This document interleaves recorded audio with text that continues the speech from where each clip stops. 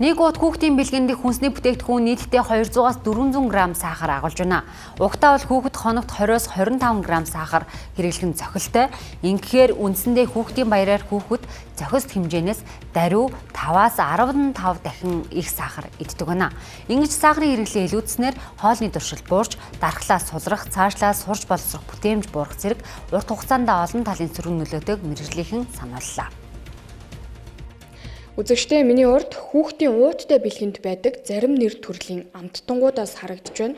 За хүүхдийн ууттай бэлгэнд бол эрзэн чихэр бол баг заавал байх ёстой юм амттан болж хувирсан. За тухайлбал нэг уут эрзэн чихэрэнд бол 45 грамм сахар агуулгаддаг байна. За мөн одоо жигнэмэг бичэн төрлийн амттанд мөн 45 грамм сахар агуулж байна. За мөн одоо чихэр төрлийн амттанд бол удандаа 50 орчим грамм сахарыг бол агуулж байна. Тэгэхээр нэг уут бэлгэнд бол энд харагдаж байгаачлан аяг дүүрэн сахар бол агуулгадж байна гэсэн үг. Ууттай бэлгэгдгээс одоо болчиход байх шиг байна шүү дээ.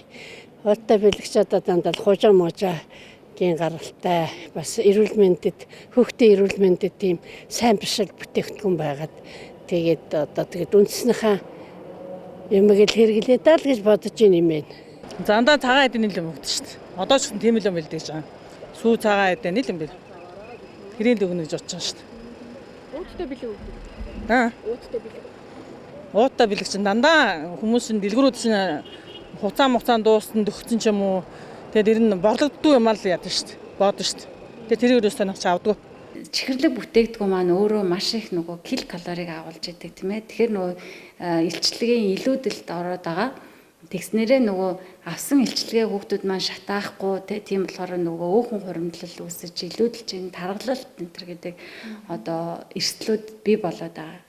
За мөн одоо сахарын хэрэглээ ихсгээрээ хүүхдүүд яадгүй гэхээр хоол идэх туршил буурчдаг. За хоол идэх туршил буурахаар нөгөө хоол хүнснээс авах амин дэмэр сувцын дуталд орно, дархлаа унана, өсөлт хөгжилт нь хоцорно. Тэгэхээр хүүхдийнхаа сахарын хэрэглээнд нөлөөлөх бас нэгэн боломж бол гэрээ эзэхдээ та гэрийнхаа тавган чихрийг хэрхэн сонгож байгаагаас бас шалтгааллах юм.